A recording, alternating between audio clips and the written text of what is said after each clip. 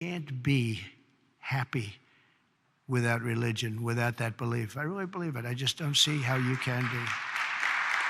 So let's bring religion back. Let's bring God back into our lives. Thank you all very much. Thank you very much. Great honor. Thank you.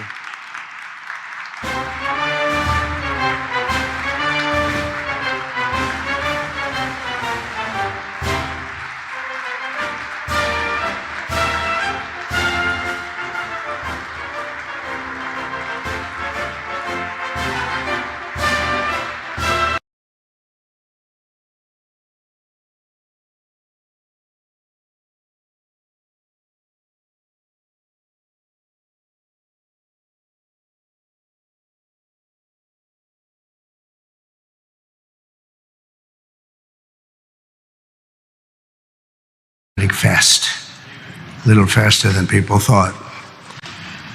Thank you especially to Senator Marshall for the beautiful introduction. Appreciate it very much. Thank you. Great senator you are. I also want to thank a friend and a man of profound faith and tremendous patriotism who's also become a great friend. You become much friendlier when you have a majority of 2 or 3 or 4. Could even be 5 pretty soon. But for a little while it was 1. And that's Mike Johnson, Speaker. Thank you very much, Mike, very much.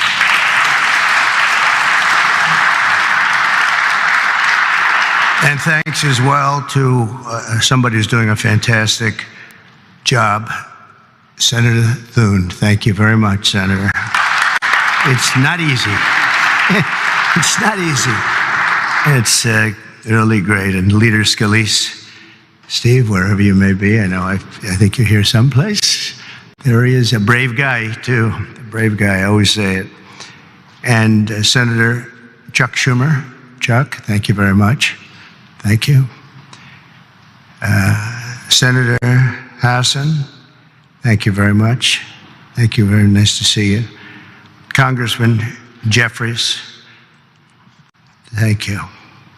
And many other very distinguished leaders in the room. It's a great group of people.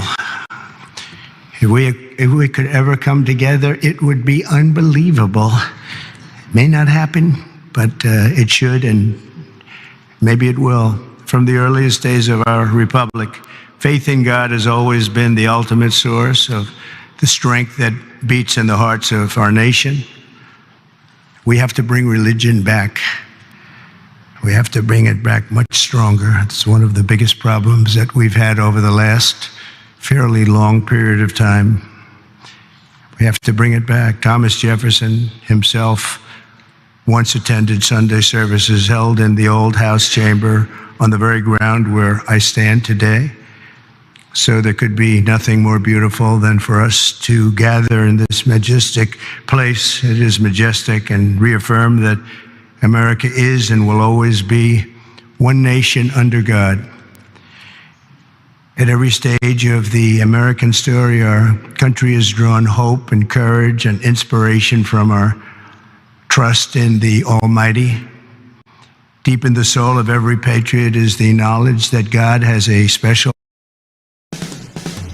is going to happen. It's going to happen. I hope it happens sooner rather than later. It's going to happen. And it's His hand that guides us every single step of the way. And all of you and the things we have to do is to see the defining role that faith and prayer have played in the life of our nation. And you just have to look at this building, and you can look at each other. You can really look at each other. It's defined almost everyone in this room. I think faith has been very strong with the people in this room. Just steps away from here in the Hall of Columns is the statue of John Winthrop, who famously proclaimed that America would stand as a city upon a hill, a light to all nations, with the eyes of all people upon us. Today, almost 400 years after that famous sermon, we see that with the Lord's help, the city stands taller and shines brighter than ever before, or at least it soon will. In that same hall, we also find the statue of the great Roger Williams, who founded the state of Rhode Island, named its capital city Providence, and built the first Baptist church in America. It's Williams that we have to thank for making religious liberty part of the bedrock of American life. And today we must protect the fundamental freedom with absolute devotion. We must stand strong, just like generations of Americans have done on the battlefields all around the world. Feet away from the magnificent rotunda, another statue watches over visitors to the Capitol. George Washington, the founder of our country, often called for Americans to join together in prayer, very often.